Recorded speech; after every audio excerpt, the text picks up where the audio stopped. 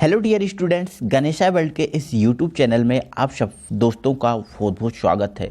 तो dear student, आज की जो वीडियो है, आज की वीडियो में हम क्लास 10th साइंस का मॉडल पेपर लेके आए हैं। दोस्तों, जो एमपी बोर्ड द्वारा क्लास 10th के लिए जो मॉडल पेपर निकाला गया है, उस मॉडल पेपर पे हम बेटा बात करने वाले हैं फुल सॉल्यूशन एंड एक्सप्लेनेशन के।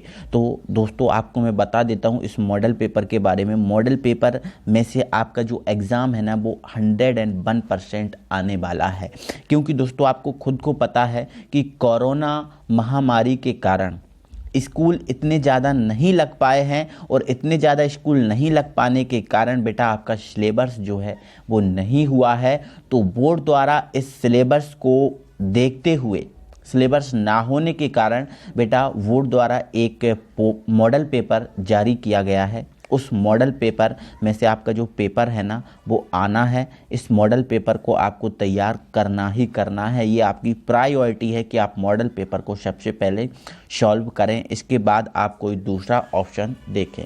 तो आपको बता देता हूं दोस्तों, साइंस के मॉडल पेपर पे आज हम बात करने वाले हैं क्लास 10th के। ठीक है, तो आपको पता है बेटा 80 नंबर का आपका जो है ना पेपर आएगा, और इस 80 नंबर के पेपर को सॉल्व करने के लिए आपको 3 घंटे मिलेंगे। इन 3 घंटे में इस 80 नंबर के पेपर को सॉल्व करना है। तो आपको कुल प्रश्न मिलने वाले हैं मेरे भाई 22 है ना, 22 क्वेश्चंस इसमें मिलने वाले हैं। 22 क्वेश्चंस को आपको कंप्लीट करना है। ठीक है, तो आपको बता देता हूं दोस्तों, 1 से 4 तक क्वेश्चन नंबर 1 से 4 तक आपको ऑब्जेक्टिव क्वेश्चन मिलेंगे, जो आपके 32 नंबर के रहेंगे। ठीक है, 32 नंबर के ऑब्जेक्टिव क्वेश्चन हैं बेटा, है ना। और आपको ध्यान रखना है, objective question is a most important topic for a exam, है ना, क्योंकि ये स्कोरिंग होता है। ठीक है, यदि आप ऑब्जेक्ट सही कर लेते हो तो बेटा 80 नंबर के पेपर में केवल आपको 27 नंबर में पास होना है, और 32 नंबर के आपके ऑब्जेक्ट हैं। तो बहुत अच्छा है बेटा, ऑब्जेक्ट आप बहुत अच्छे से पढ़ना, बहुत अच्छे से कंप्लीट करना। ठीक है, इसके बाद क्वेश्चन नंबर 5 से 14 तक आपको 2 नंबर के क्वेश्चन मिलेंगे बेटा। ठीक है, 15 से 18 तक आपको 3 नंबर के क्वेश्चन मिलेंगे, और 19 से 22 तक बेटा आपको 4 नंबर के क्वेश्चन मिलेंगे। ठीक है, तो इन सभी क्वेश्चंस को आप देखेंगे, कोई दिक्कत नहीं है, अच्छे मस्त तरीके से समझेंगे। ठीक है, तो इस पेपर को हम देखते हैं बेटा। और दोस्तों, हमारा सबसे पहले है क्वेश्चन हमारा सही विकल्प। ठीक है, सही विकल्प चुनकर लिखिए, हमारा क्वेश्चन है। ठीक है, तो पहला बेटा हमारा है लोहे चूर्ण या, लोहे चूर्ण या तो गलत लिखा है बेटा, यहाँ पर होना चाहिए। लोहे चूर्ण पर तनु हाइड्रोक्लोरिक अम्ल, है ना, हाइड्रोक्लोरिक अम्ल मतलब HCl। यदि Fe पर मतलब आयरन पर HCl की क्रिया करा दी जाती है, डाल दिया जाता है, तो क्या उत्पन्न होता है। ठीक है, तो बेटा जब आयरन चूर्ण पर HCl हाइड्रोक्लोरिक अम्ल की क्रिया कराई जाती है, तो बेटा क्या होता है, हाइड्रोजन गैस व आयरन क्लोराइड बनता है। ठीक है, इसमें पहला option is a correct answer. ठीक है, तो ये आपका पहला इज अ करेक्ट आंसर आपका है बेटा। ठीक है, चलो ठीक है, नेक्स्ट है आपका है दूसरा है, पतले तारों में धातुओं का खींचे जा सकने की क्षमता। मतलब जो बेटा कहने का मतलब क्वेश्चन का ये है, धातुओं से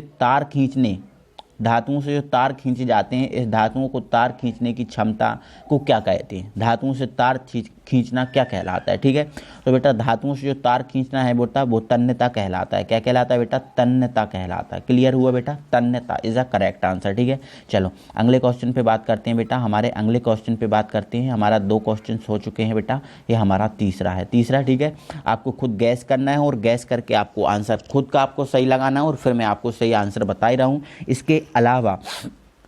इसके अलावा बेटा ये जो आपका पेपर की जो PDF है, वो आपको हमारे चैनल के जो टेलीग्राम चैनल है उस पर प्रोवाइड कर दी जाएगी, तो आप वहाँ से इसको डाउनलोड कर सकते हैं, कोई प्रॉब्लम नहीं है। ठीक है बेटा, तो इसके अलावा बेटा यदि आपने हमारे चैनल को अभी तक सब्सक्राइब नहीं किया, तो चैनल को सब्सक्राइब जरूर कर लीजिए, और वीडियो को लाइक करना बिल्कुल ना भूलें। ठीक है, चलो अगला है हमारा, 2 तंत्रिका कोशिका के मध्य खाली स्थान को, मतलब जो 2 तंत्रिका कोशिका हैं, है ना, तो उनके मध्य जो खाली स्थान होता है उसे क्या कहते हैं। तो बेटा उसके मध्य जो खाली स्थान होता है उसे बोलते हैं सिनेप्स। क्या बोलते हैं, सिनेप्स। 2 तंत्रिका कोशिका के मध्य खाली स्थान को बेटा हम क्या बोलते हैं, सिनेप्स बोलते हैं। Synapse is the correct answer. ठीक है, चलो नेक्स्ट है, अलैंगिक जनन मुकुलन द्वारा होता है, खाली स्थान। ठीक है, अलैंगिक जनन जो है ना, वो मुकुलन द्वारा होता है, वो खाली स्थान। इसका आंसर क्या है बेटा, तो इसका आंसर है बेटा ईस्ट, है ना। तो जो अलैंगिक जनक होता है बेटा, वो ईस्ट के थ्रू होता है। किसके थ्रू, ईस्ट के through. East is a correct answer. ठीक है,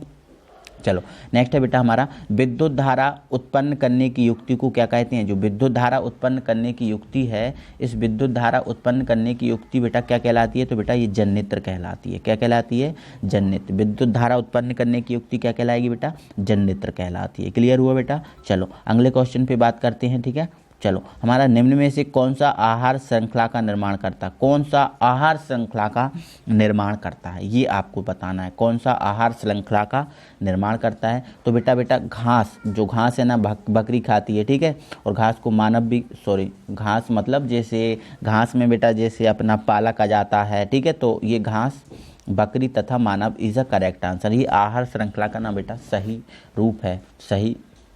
ठीक है बेटा, चलो अगले क्वेश्चन पे बात करते हैं बेटा। विश्व में सबसे तेजी से कम होने वाला प्राकृतिक संसाधन। विश्व में ऐसा कौन सा प्राकृतिक संसाधन है जो सबसे कम तेजी से कम हो रहा है। ठीक है, तो बेटा ये वन है। वन बहुत तेज़ी से कम हो रहा है क्योंकि वन से आजकल है ना वनों में बस्ती बसाई जा रही है, रोड निकाले जा रहे हैं, है ना, और वनों के आसपास जो जनसंख्या रह रही है वो वहाँ से लकड़ी काट रही है, तो यहाँ से वन जो है ना सबसे तेज़ी से कम हो रहा है। ठीक है, आवर्त सारणी में आवर्तों की संख्या कितनी है बेटा। चाहे तो मेंडलीव आवर्त सारणी हो, है ना, चाहे तो आधुनिक आवर्त सारणी हो, इसमें आवर्त संख्या कितनी है? 7 है बेटा। ठीक है, 7 is the correct answer. Okay बेटा, चलो अगले क्वेश्चन पे बात करते हैं बेटा। ये कुछ इंग्लिश मीडियम के लिए है। इंग्लिश मीडियम के लिए मैं अलग से आपको प्रोवाइड कराऊंगा, ठीक है, टेंशन मत लो। ठीक है, इंग्लिश मीडियम वाले भी।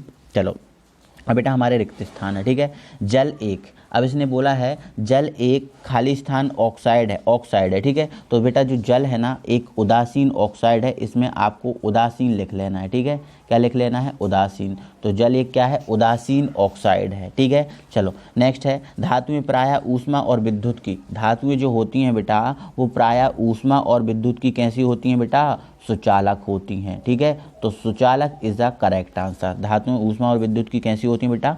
सुचालक होती हैं। क्लियर हुआ। चलो नेक्स्ट है बेटा हमारा मादा और गर्भस्थ शिशु के बीच जैविक संबंध स्थापित करने वाला होता है ना। जो मादा है ना और जो गर्भस्थ शिशु, एक छोटा बच्चा और माँ के मध्य एक जो संबंध स्थापित होता है, जैविक संबंध स्थापित होता है, उस संबंध स्थापित करने वाले ऊतक का नाम क्या है ना। तो बेटा इस संबंध स्थापित ऊतक का जो नाम है वो है प्लेसेंटा। ठीक है, तो आपको इसमें क्या लिख देना बेटा? प्लेसेंटा। ठीक है, प्लेसेंटा, एक सेकंड, हाँ, placenta is a correct answer बेटा। ये अड़ा है ना, placenta is a correct answer. Okay बेटा, चलो अगले क्वेश्चन पे बात करते हैं बेटा। पादपों में जल के बहन के लिए खाली स्थान। जो पादप होते हैं, पेड़ पौधे होते हैं, उसमें जल के बहन के लिए कौन उत्तरदायी होता है ना। तो इसके लिए बेटा जो आंसर है वो आपका है जाइलम। ठीक है, जाइलम उत्तरदायी होता है। Xylem is a correct answer. ठीक है बेटा, xylem is a correct answer. ठीक है, चलो नेक्स्ट है बेटा पराग कोश में खाली स्थान पाए जाते हैं। तो जो पराग कोश होता है उसमें बेटा परागण पाए जाते हैं। क्या पाए जाते हैं? परागण। ठीक है, तो ये परागण इज अ करेक्ट आंसर। ठीक है, परागण इज अ करेक्ट आंसर। ठीक है, तो आप बेटा इसका स्क्रीनशॉट ले लो, मैं इसको हटा रहा हूँ फिर। ठीक है, चलो परागण हो जाएगा। नेक्स्ट है बेटा अनुवांशिक के जनक। जो अनुवांशिक है इसके जनक कौन है बेटा? आपको पता ही है, मेंडल है। अनुवांशिक के जनक कौन है बेटा? मेंडल है। ठीक है, किसी तार का प्रतिरोध उसकी लंबाई के कैसा होता है? समानुपाती। ठीक है, किसी भी तार का जो प्रतिरोध होता है लंबाई का कैसे होता है? समानुपाती। लंबाई बढ़ाएंगे तो प्रतिरोध बढ़ेगा। ठीक है, तो लंबाई के कैसा होता है? समानुपाती। ठीक है, चलो अगले क्वेश्चन पे बात करते हैं। मस्तिष्क तथा मेरुरज्जु। जो मस्तिष्क होता है, मस्तिष्क और मेरुरज्जु खाली स्थान तंत्र बनाते हैं। ठीक है, तो वो क्या बनाते हैं? केंद्रीय तंत्रिका। ठीक है, तो यहाँ पर आप लिख देना है केंद्रीय तंत्रिका।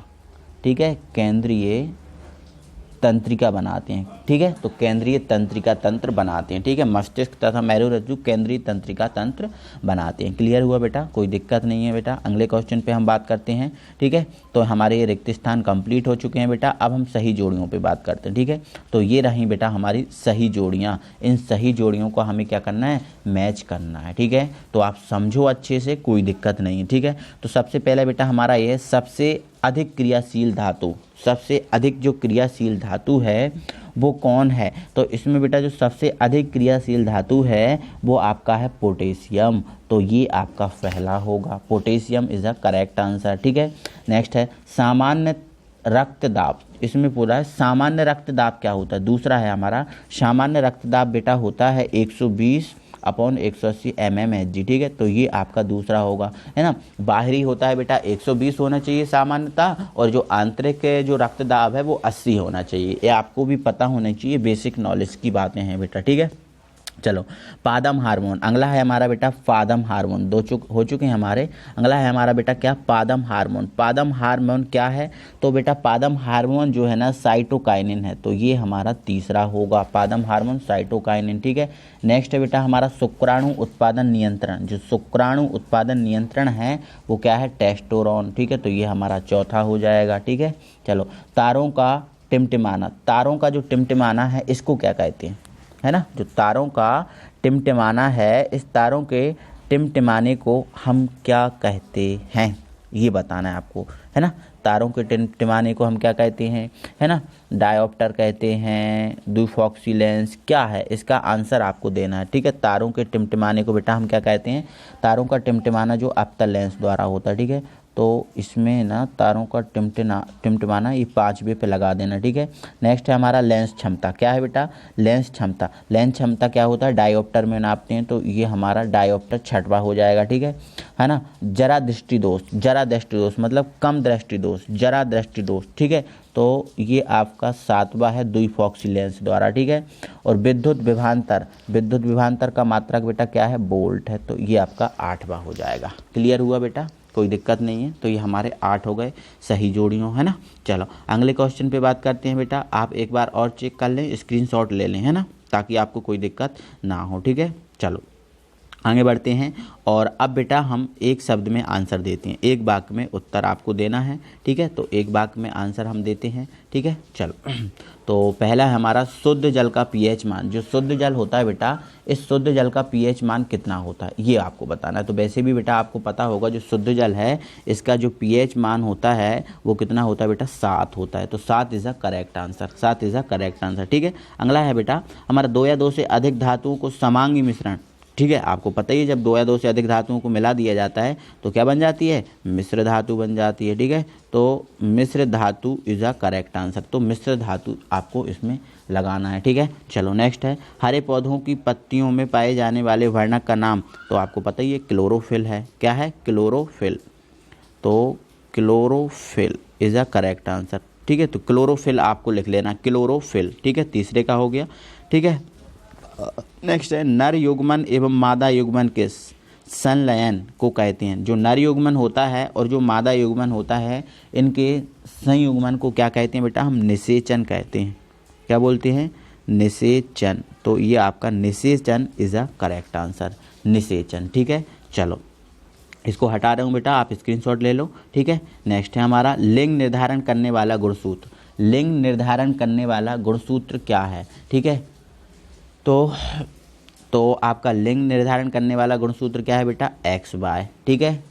एक्स गुणसूत्र और बाय गुणसूत्र, ठीक है। ऐसे भी लिख सकते हैं, एक्स बाय गुणसूत्र आपको इसमें लिख देना है, ठीक है। तो या फिर आप ऐसा कर सकते हो, एक्स गुणसूत्र अलग और बाय गुणसूत्र अलग लिख देना। तो एक्स गुणसूत्र और बाय गुणसूत्र ऐसा भी लिख सकते हो, कोई दिक्कत नहीं है, ठीक है बेटा। चलो लेंस क्षमता का सूत्र, जो लेंस क्षमता है बेटा, इसको हटा रहा हूँ। लेंस क्षमता का सूत्र क्या होता है, लेंस क्षमता को बेटा हम डी से डायोप्टर में मापते हैं। इसका सूत्र होता है डी बराबर 1/f, डी बराबर 1/f, ये लेंस क्षमता का सूत्र है, ठीक है बेटा। चलो निकट दृष्टि दोष दूर करने में कौन सा लेंस उपयोग किया जाता है, तो आपको पता है अवतल लेंस। कौन सा लेंस, अवतल लेंस। अवतल लेंस का उपयोग किया जाता है निकट दृष्टि दोष को दूर करने के लिए, अवतल लेंस आप लिख लेना, ठीक है।